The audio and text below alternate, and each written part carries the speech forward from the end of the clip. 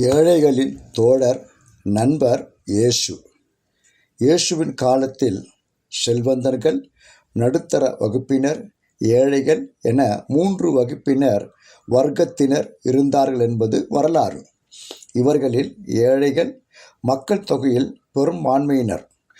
நோயாளிகள், எந்த வேலையும் செய்ய இயலாத மாற்றுத்திறனாளிகள், நாதியற்றவர்கள், பார்வை செவித்திறன் பேச்சுத்திறன் அற்றவர்கள், தொழு நோயாளிகள், நடக்க இயலாதவர்கள், இவர்கள் எல்லாம் தங்கள் வயிற்று பிழைப்பிற்காக பிச்சை எடுக்கும் அவல நிலைக்கு தள்ளப்பட்டார்கள். பிச்சைக்காரர்கள், உணவு, உடை, உறைவிடம் அற்ற அனாதைகள், ஆதரவற்றவர்கள், குழந்தைகள், சமூகத்தில் எந்த சுப நிகழ்ச்சிகளிலும் சமய நிகழ்ச்சிகளிலும் திருக்கோவில்களிலும் கலந்து கொள்ள தடை செய்யப்படுகின்ற கைம்பெண்கள், விதவைகள், விவசாய கூலிகள், தொழிலாளர்கள், அன்றாட கூலிகள் போன்ற பெரும்பான்மையினர் இயேசுவின் காலத்தில் பாவிகள் என நற்செய்தி நூல்களில் பட்டியலிடப்பட்டவர்கள்.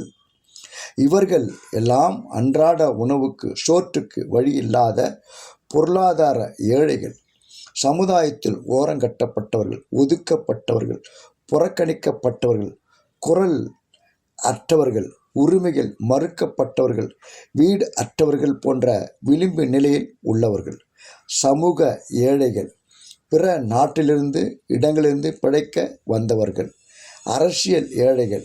இயேசு இப்படிப்பட்ட ஏழைகளோடு பழகினார், அவர்களோடு தன்னை ஐக்கியப்படுத்தி கொண்டார், அன்பு செய்தார், அவர்கள் மீது பரிவு கொண்டு அவர்களிடையே உடல் நலமற்றவர்களை நலமாக்கினார். மத்தேயு 14:14 வாசிக்கிறோம்.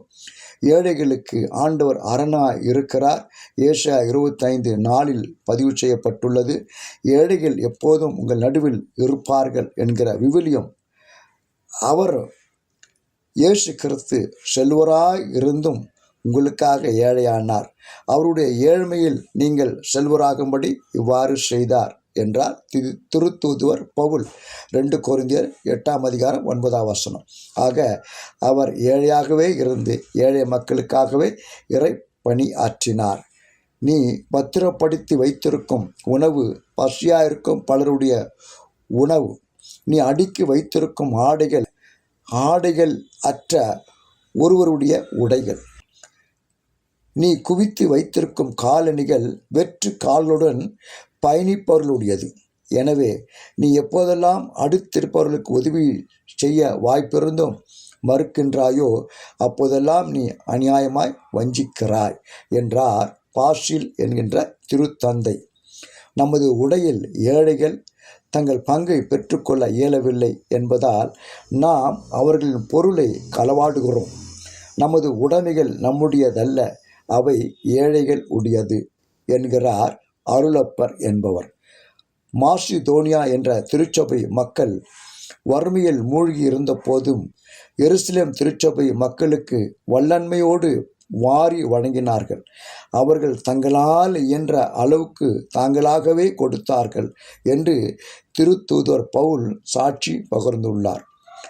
அப்போஸ்தலர் நடவடிக்கைகள் 8:2. எல்லாரும் சமநிலையில் இருக்க வேண்டும். அப்போஸ்தலர் நடவடிக்கைகள் 8:13 என விரும்புகிறார். இறைவன் ஏழைகளை அன்பு செய்கிறார். இறையாட்சியில் ஏழைகளுக்கு முன்னுரிமை.